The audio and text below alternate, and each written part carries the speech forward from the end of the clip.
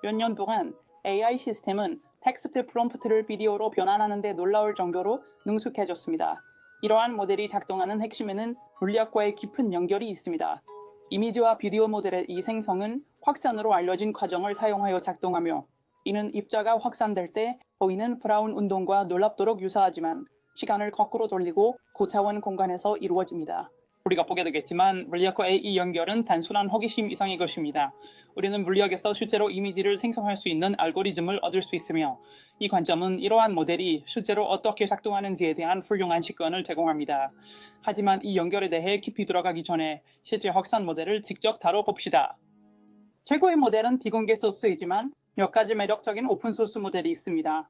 이 우주비행사 영상은 요한대 2.1이라는 오픈소스 모델에 의해 생성되었습니다. 우리는 프롬프트에 추가하여 우주비행사가 깃발을 들거나 노트북을 들거나 회의를 하는 모습을 만들 수 있습니다. 프롬프트를 단순히 우주비행사로 줄이면 이렇게 됩니다. 그리고 우리의 프롬프트를 아무것도 없는 상태로 줄이면 흥미롭게도 여자의 비디오가 여전히 생성됩니다. 와한대 모델 소스 코드를 살펴보면 비디오 생성 과정이 무작위 숫자 생성기를 호출하는 것으로 시작된다는 것을 알 수 있습니다. 여기서 픽셀 강도 값이 무작위로 선택된 비디오가 생성됩니다. 이렇게 보입니다. 여기서 이 순수한 노이즈 비디오는 트랜스포머에 전달됩니다. 이것은 챗GPT와 같은 대형 언어 모델에서 사용하는 것과 동일한 유형의 AI 모델이지만 텍스트를 출력하는 대신 이 트랜스포머는 이제 이렇게 보이는 또 다른 비디오를 출력합니다. 여전히 대부분은 노이즈지만 약간의 구조가 보입니다. 이 새로운 비디오는 순수 노이즈 비디오에 추가되고 다시 모델에 전달되어 세 번째 비디오가 생성됩니다. 이 과정은 계속 반복됩니다. 5번 반복한 후에 비디오는 이렇게 보입니다. 10번, 20번, 30번, 40번, 그리고 마지막으로 50번 반복한 후에 비디오는 이렇게 보입니다. 단계별로 우리의 트랜스포머는 순수한 노이즈를 믿을 수 없을 정도로 현실적인 비디오로 형성합니다. 하지만 여기서 브라운 운동과의 연결은 정확히 무엇이며 어떻게 우리의 모델이 텍스트 입력을 사용하여 노이즈를 우리의 프롬프트가 설명하는 대로 표현적으로 형성할 수 있을까요? 이 비디오에서는 확산 모델을 세 부분으로 나누어 설명하겠습니다. 먼저 우리는 2021년 오픈AI 논문과 시일립이라는 모델을 살펴볼 것입니다. 보시다시피 시일립은 실제로 두 개의 모델로 언어 모델과 비전 모델이 있으며, 이들은 단어와 그림 사이에 매우 강력한 공유 공간을 학습할 수 있게 하는 영리한 학습 목표를 사용하여 훈련됩니다. 이 공간을 실험해보면 확산 모델이 작동하는 고차원 공간에 대한 감을 잡을 수 있습니다. 그러나 공유 표현을 학습하는 것만으로는 이미지를 생성하기에 충분하지 않습니다. 여기서부터는 확산 과정을 직접 살펴보겠습니다. 높은 수준에서 확산 모델은 이미지나 비디오에서 노이즈를 제거하도록 훈련됩니다. 그러나 이 분야의 주요 논문을 깊이 파고들면 확산에 대한 이러한 단순한 이해가 실제로는 잘 맞지 않는다는 것을 알게 될 것입니다. 이 섹션에서는 확산 모델과 물리학에서의 확산 과정 간의 연결을 탐구할 것입니다. 이 연결은 이러한 모델이 실제로 어떻게 작동하는지를 이해하는 데 도움을 주고 이미지와 비디오 생성 속도를 극적으로 높일 수 있는 강력한 이론을 제공할 것입니다. 마지막으로 우리는 이러한 세계를 결합하여 시일리피과 같은 접근 방식이 확산 모델과 결합되어 우리가 요청한 비디오로 생성 과정을 조건화하고 안내하는 방법을 살펴볼 것입니다. 2020년은 언어 모델링에 있어 획기적인 해였습니다. 신경 확장 법칙과 오픈AI의 GPT-3의 새로운 결과는 더 큰 것이 정말로 더 낫다는 것을 보여주었습니다.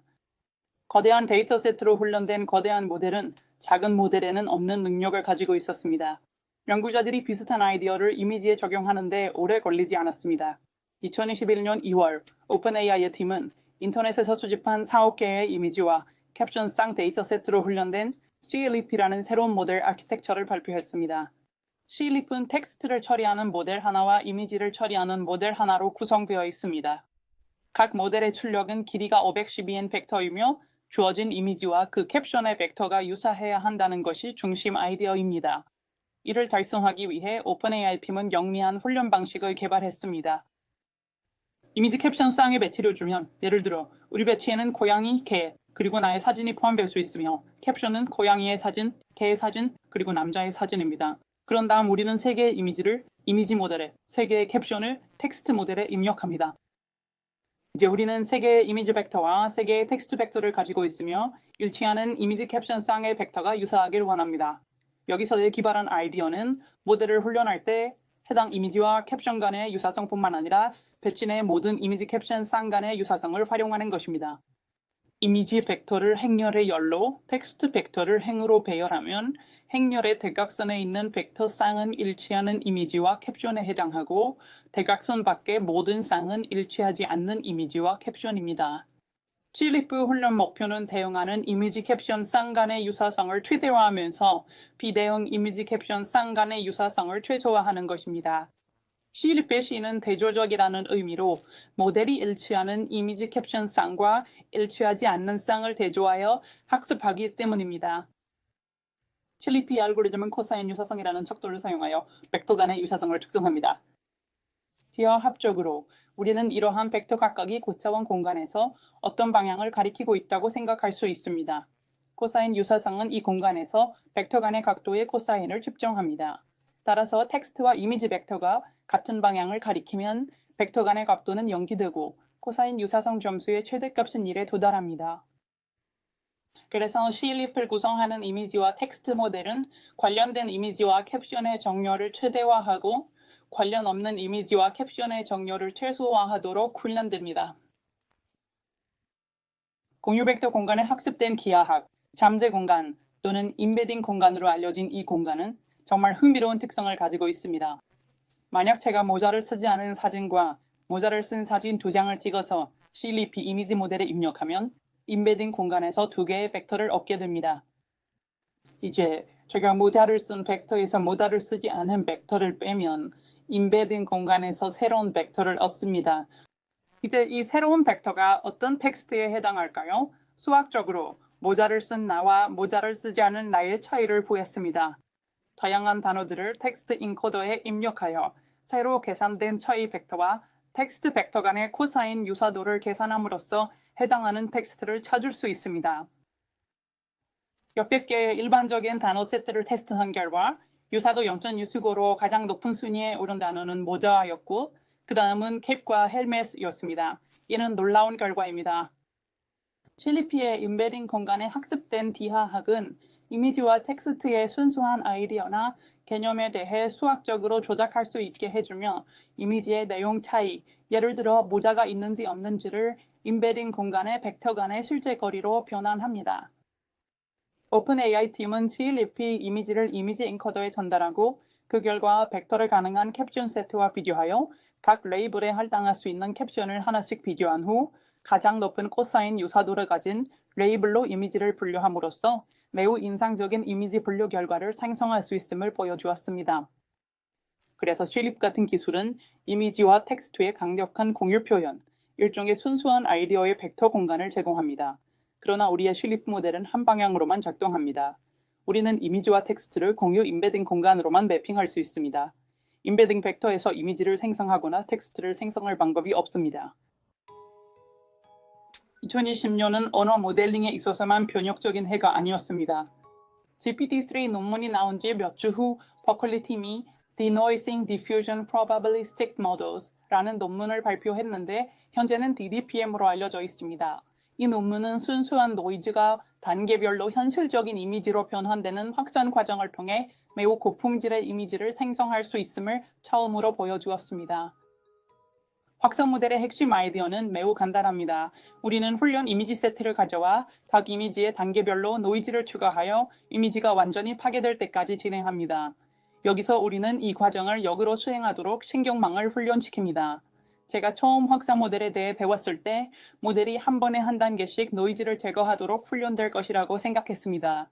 우리 모델은 2단계에 더 시끄러운 이미지를 주어 1단계의 이미지를 예측하도록 훈련되고 3단계에 더 시끄러운 이미지를 주어 2단계의 이미지를 예측하도록 훈련됩니다. 이미지를 생성할 때는 순수한 노이즈를 모델에 입력하고 그 출력을 다시 입력으로 반복해서 넣으면 충분한 단계를 거친 후에 좋은 이미지를 얻을 수 있습니다. 이제 확산 모델을 구축하는 이 단순한 접근 방식은 실제로 잘 작동하지 않는다는 것이 밝혀졌습니다. 사실상 현대 모델 중 거의 아무것도 이렇게 작동하지 않습니다.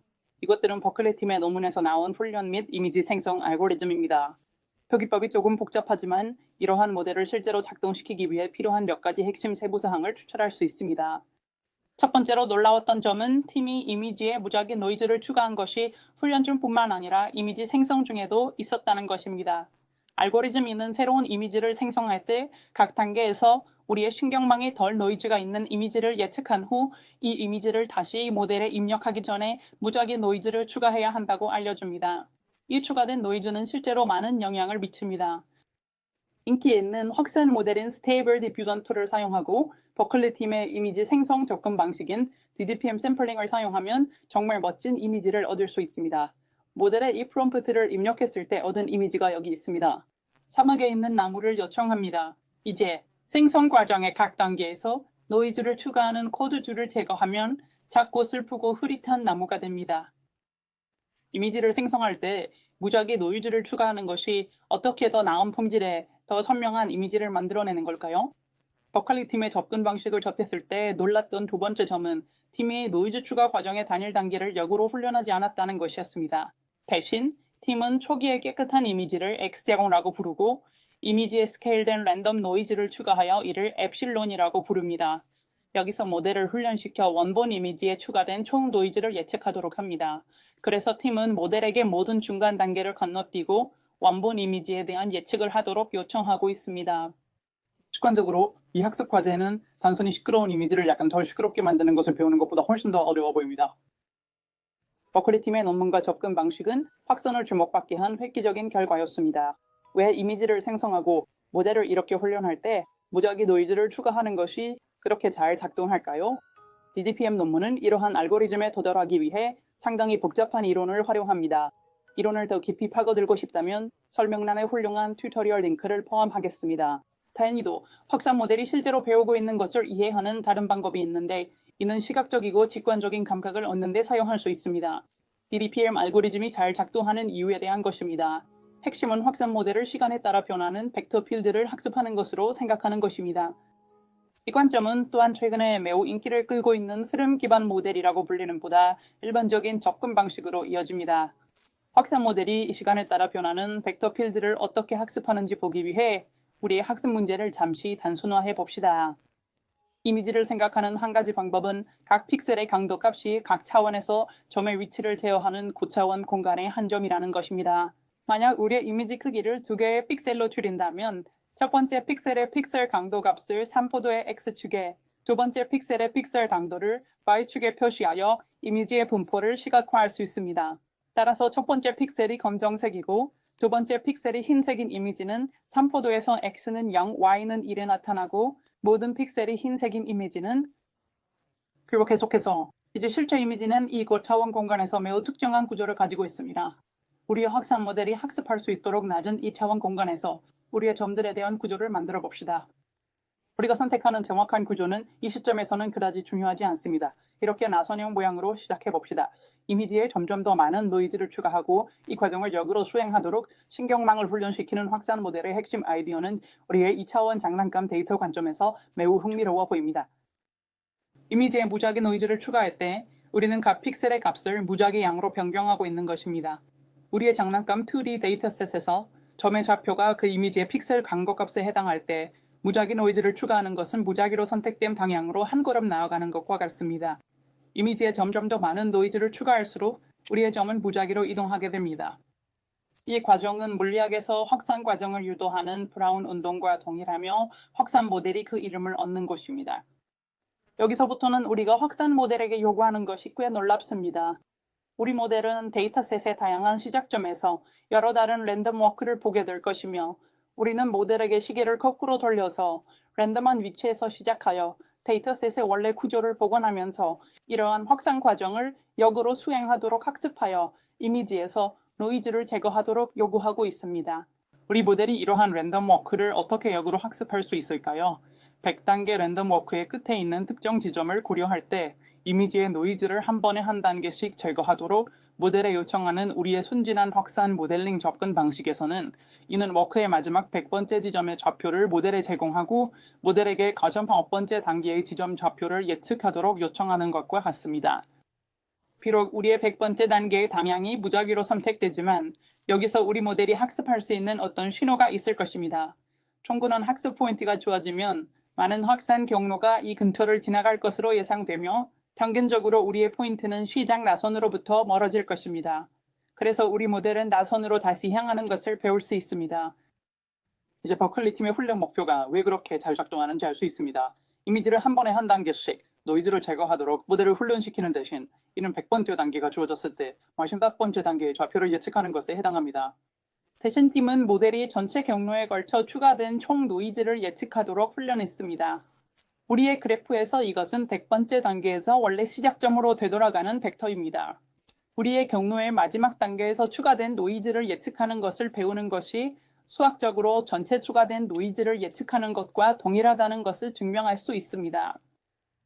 이것은 우리의 모델이 단일 단계를 역으로 학습할 때 비록 우리의 훈련 데이터가 노이즈가 있더라도 궁극적으로 모델이 X세금을 향해 다시 가리키도록 학습할 것임을 의미합니다.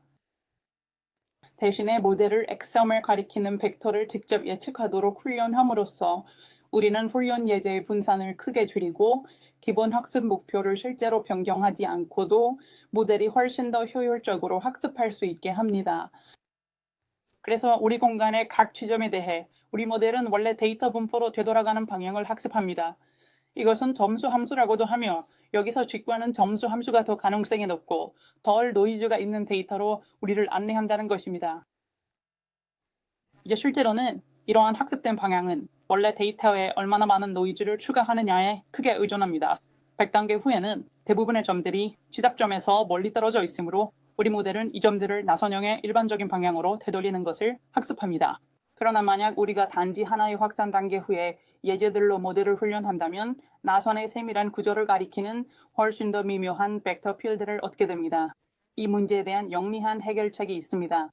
우리의 점의 좌표를 모델에 전달하는 대신 여기서 함수 f라고 쓸 모델에 전달하는 대신 무작위 보행에서 취한 단계 수에 해당하는 시간 변수를 함께 전달할 수 있습니다.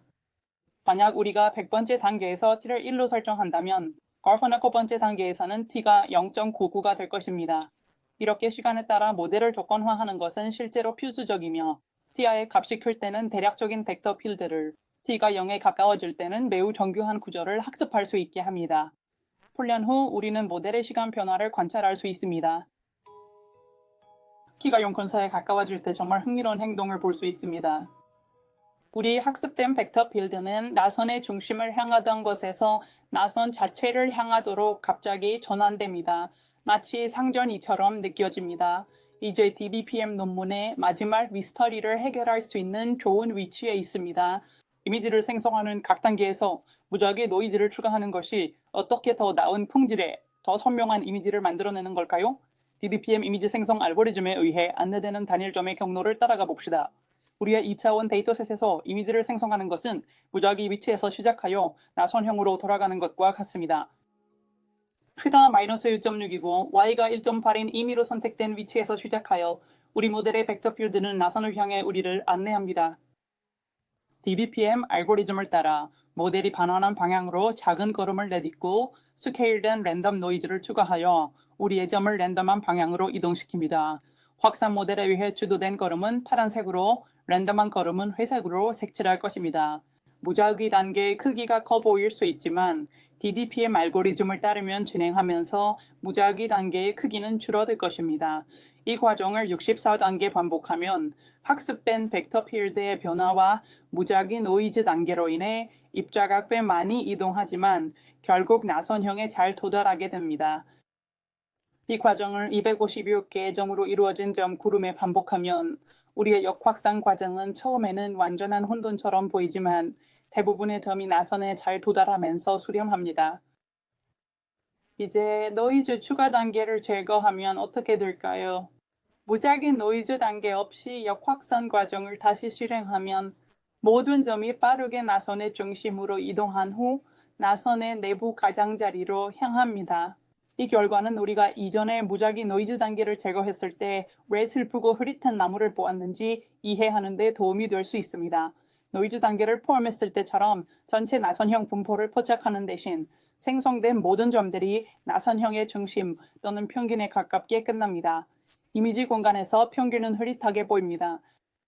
개념적으로 우리는 나선의 다른 부분들이 사막에 있는 나무들의 다른 이미지에 해당한다고 상상할 수 있습니다.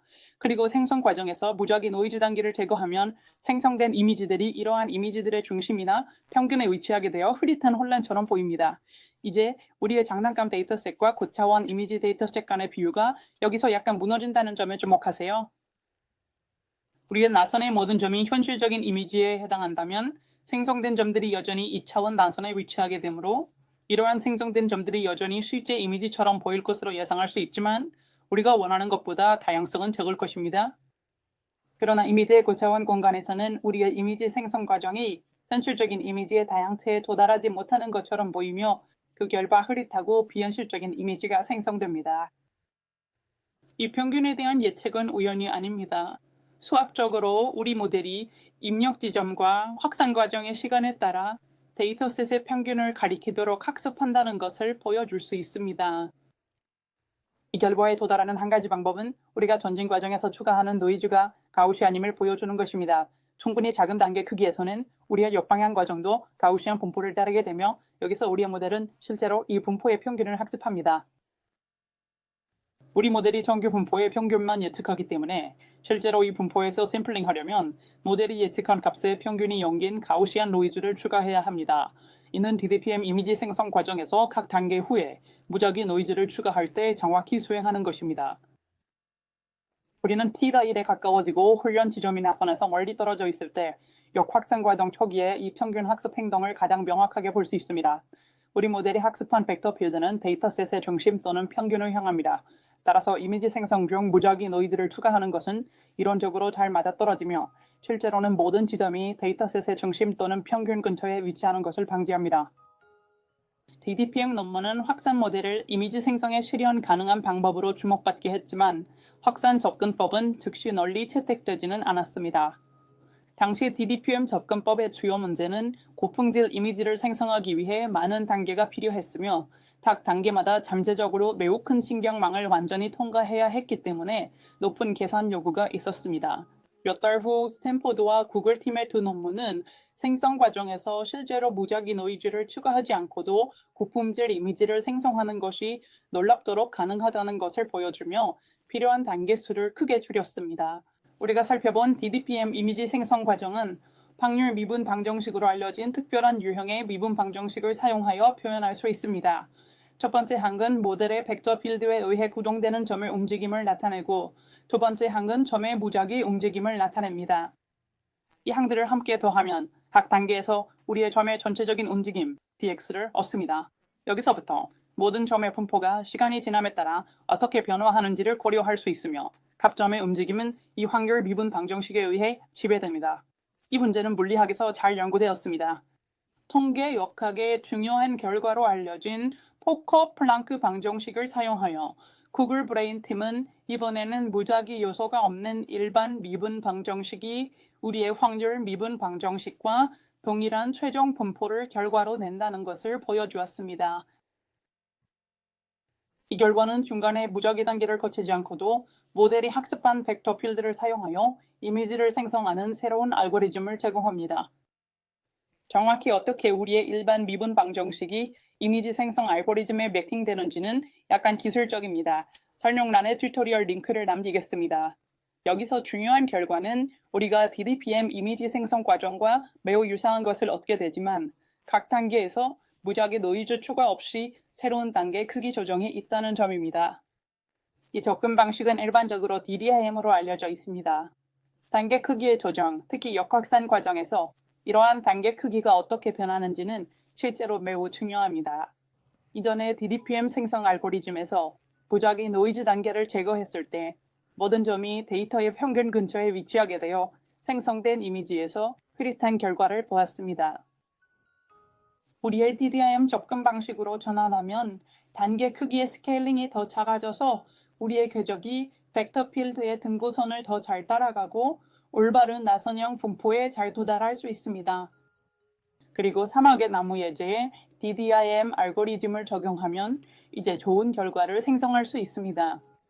무작위 단계가 필요했던 기존의 DDPM 알고리즘과 비교하여 DDIM은 모델 훈련에 어떤 변화도 필요로 하지 않지만 훨씬 적은 단계로 고품질 이미지를 완전히 결정론적으로 생성할 수 있습니다.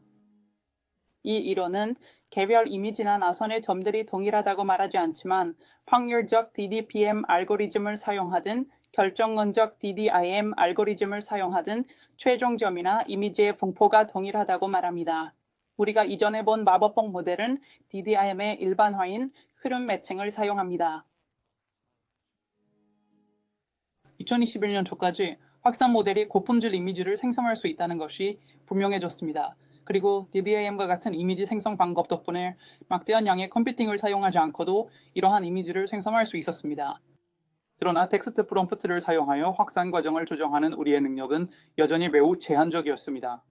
이전에 우리는 CLEP 이미지와 텍스트 인코더 모델을 동시에 훈련하여 이미지와 텍스트의 강력한 공유 표현을 학습하는 방법을 보았습니다. 그러나 이러한 모델은 단방향으로만 작동합니다. 텍스트나 이미지를 임베딩 벡터로 변환하는 것입니다. 이 두 문제는 정말 흥미로운 방식으로 서로 맞물릴 수 있습니다. 확산 모델은 CLP 이미지 엔코더를 잠재적으로 역으로 작동시켜 고품질 이미지를 생성할 수 있습니다. 그리고 CLP 텍스트 인코더의 출력 벡터는 우리가 원하는 이미지나 비디오로 확산 모델을 안내하는 데 사용될 수 있습니다. 그래서 여기서의 고차원적인 아이디어는 CLP 텍스트 인코더에 프롬프트를 입력하여 임베딩 벡터를 생성하고 이 임베딩 벡터를 사용하여 우리의 프롬프트가 설명하는 이미지나 비디오로 확산 과정을 유도할 수 있다는 것입니다. 오픈AI의 한 팀이 이 작업을 2022년에 정확히 수행했습니다. 이미지와 캡션상을 사용하여 CLP 이미지 인코더를 반전시키는 확산 모델을 훈련했습니다. 그들의 접근 방식은 놀라운 수준의 프롬프트 준수를 이끌어내어 입력 텍스트에서 전례 없는 수준의 세부 사항을 포착했습니다. 팀은 그들의 방법을 UNCLEP라고 불렀지만 그들의 모델은 상업적 이름인 DALL·E2로 더 잘 알려져 있습니다. 하지만 CLEP 같은 모델의 임베딩 벡터를 사용하여 확산 과정을 어떻게 조정할 수 있을까요? 하나의 옵션은 단순히 우리의 텍스트 벡터를 또 다른 입력으로 확산 모델에 전달하고 보통 하듯이 노이즈를 제거하도록 훈련하는 것입니다. 오픈AI 팀이 했던 것처럼 이미지와 캡션상을 사용하여 확산 모델을 훈련하면 모델이 텍스트 정보를 사용하여 이미지를 더 정확하게 노이즈를 제거하는 방법을 배우게 됩니다. 이 기술을 조건화라고 합니다. 우리는 이전에 장난감 확산 모델을 확산 과정에서 경과한 시간 단계 수에 조건화할 때 유사한 접근 방식을 사용했습니다. 이는 모델이 큰 T값에 대해 핵심 구조를 배우고 훈련 샘플이 원래 나선형에 가까워질수록 더 세밀한 구조를 배우도록 했습니다. 흥미롭게도 텍스트 벡터를 확산 모델에 전달하는 다양한 방법이 있다는 것이 밝혀졌습니다. 일부 접근법은 이미지와 텍스트 정보를 결합하기 위해 크로스 어텐션이라는 메커니즘을 사용합니다. 다른 접근법은 단순히 임베디드 텍스트 벡터를 확산 모델의 입력에 추가하거나 첨부합니다. 그리고 일부 접근법은 텍스트 정보를 여러 방식으로 동시에 전달합니다. 이제 조건만으로는 DALL·E2 같은 모델에서 보는 수준의 프롬프트 준수를 달성하기에 충분하지 않다는 것이 밝혀졌습니다.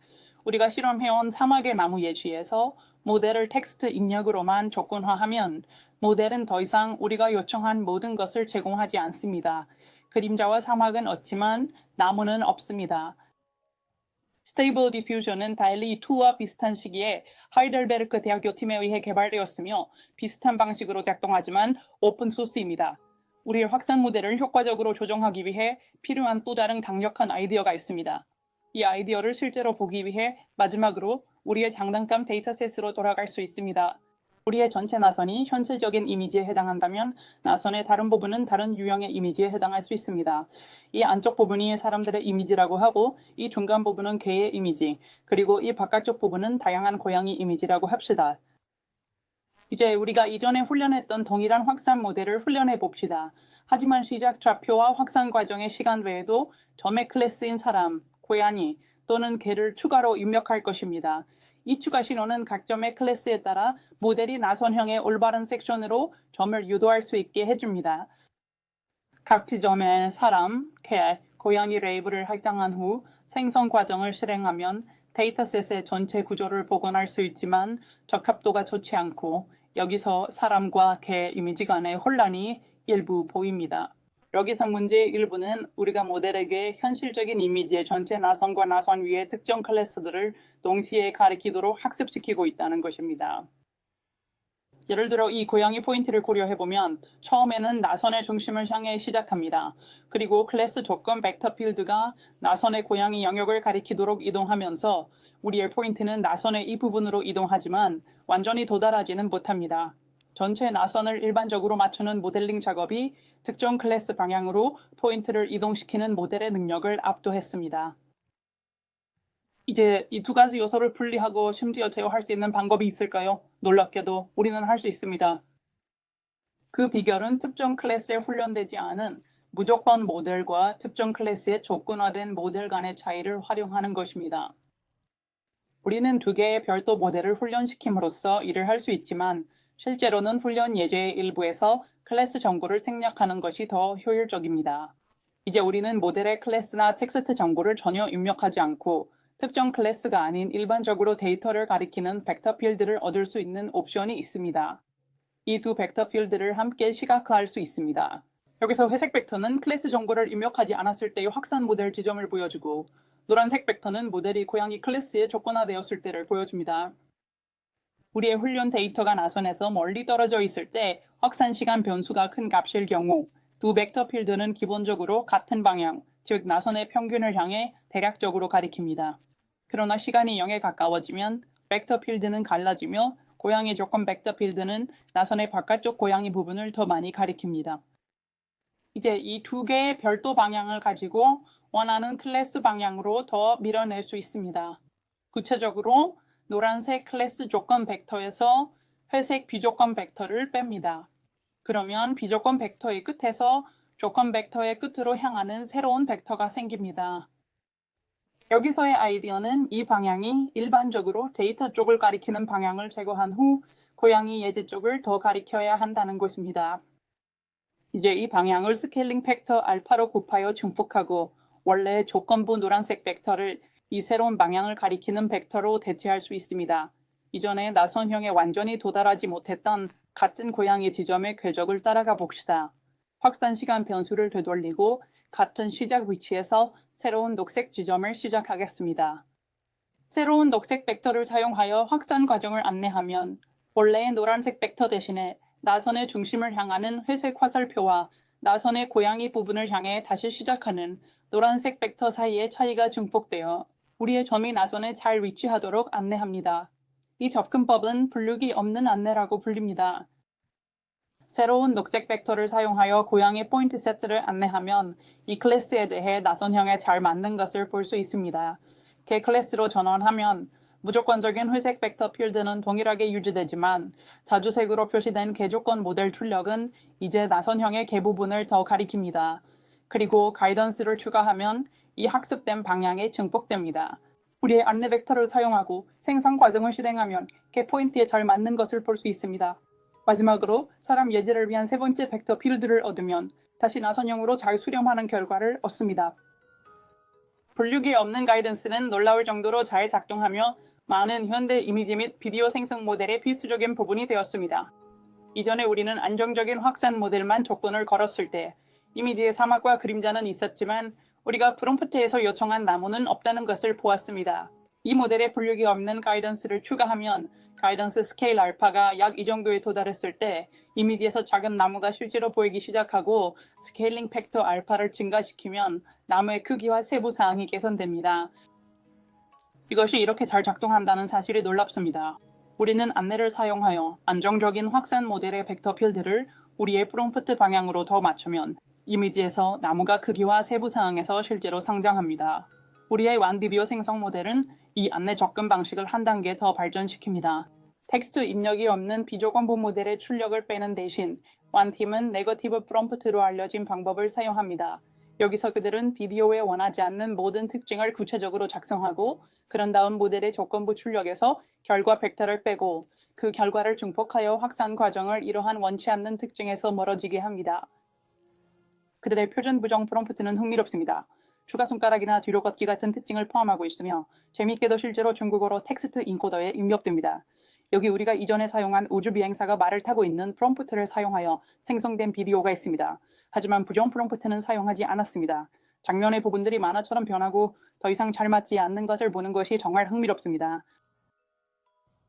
2020년 여름에 DDPM 논문이 발표된 이후 이 분야는 놀라운 속도로 발전하여 오늘날 우리가 보는 놀라운 텍스트 비디오 모델로 이어졌습니다. 이 모델들이 작동하게 만드는 모든 흥미로운 세부 사항 중에서 가장 놀라운 것은 모든 조각들이 전혀 맞아떨어진다는 점입니다. 우리가 CLP 또는 다른 곳에서 훈련된 텍스트 인코더를 가져와 그 출력을 사용하여 실제로 확산 과정을 조정할 수 있다는 사실은 거의 믿기 어려울 정도로 좋습니다. 게다가 이러한 핵심 아이디어 중 많은 부분이 상대적으로 간단한 기하학적 직관에서 구축될 수 있으며 이는 이 모델들이 작동하는 믿을 수 없을 정도로 높은 차원의 공간에서도 어떻게든 유지됩니다. 결과적으로 만들어진 모델들은 근본적으로 새로운 종류의 기계처럼 느껴집니다. 믿을 수 없을 만큼 생생하고 아름다운 이미지와 비디오를 만들기 위해 더 이상 카메라가 필요하지 않습니다. 그림을 그리거나 페인트하는 방법, 애니메이션 소프트웨어를 사용하는 방법을 알 필요도 없습니다. 필요한 것은 오직 언어입니다. 그래서 아시다시피 이것은 게스트 비디오였습니다. 이 비디오는 웰시랩스 채널을 운영하는 스티븐 웰시로부터 온 것입니다. 만약 이 채널을 보고 있는데 웰시랩스를 아직 모른다면 꼭 가서 그가 만든 모든 것을 보세요. 얼마 전 그는 허수에 관한 완전히 상징적인 시리즈를 만들었습니다. 그는 실제로 그것을 책으로도 만들었고 그가 만드는 모든 것과 일관되게 정말 높은 품질의 많은 연습 문제와 좋은 내용이 있습니다. 최근에는 머신러닝 콘텐츠를 많이 하고 있어서 그의 작품을 강력히 추천합니다. 제가 게스트 비디오를 하게 된 이유는 최근에 아내와 제가 첫 아이를 가졌기 때문입니다. 매우 기쁩니다. 그리고 대부분의 솔로 유튜버들이 출산 한 주간을 어떻게 보내는지 잘 모르겠지만 제가 선택한 방법은 제가 정말 좋아하는 몇몇 천작자들에게 연락을 취하는 것이었습니다. 그리고 여러분도 분명히 그들의 작품을 즐길 것이라고 확신합니다. 그리고 기본적으로 이렇게 물었습니다. 안녕하세요. 제가 이 채널로 들어오는 페트런 자금을 제가 없는 동안 당신에게 돌리고 제가 없는 동안 방송 시간을 채울 작품을 의뢰하는 것에 대해 어떻게 생각하세요? 그 작품들은 정말 훌륭할 것입니다. 글이 들어오면서 편집 감독을 하는 것을 즐겼습니다. 통계 역학도 있고 머신러닝도 있고 심지어 현대미술도 있습니다. 좋은 시간이 될 것입니다. 다음 게스트 비디오는 현대미술과 굴론의 조합에 관한 것입니다. 정말 재미있고 이 채널의 다른 모든 비디오처럼 페이트론 후원자라면 이 비디오들을 미리 보고 라이브 전에 피드백을 제공할 수 있습니다. 그때까지 웰시랩스를 몰아보며 즐기시길 바라며 그가 만드는 것들을 구매하는 것도 고려해보세요. 그것들에도 비디오만큼 많은 생각과 정성이 들어가 있습니다.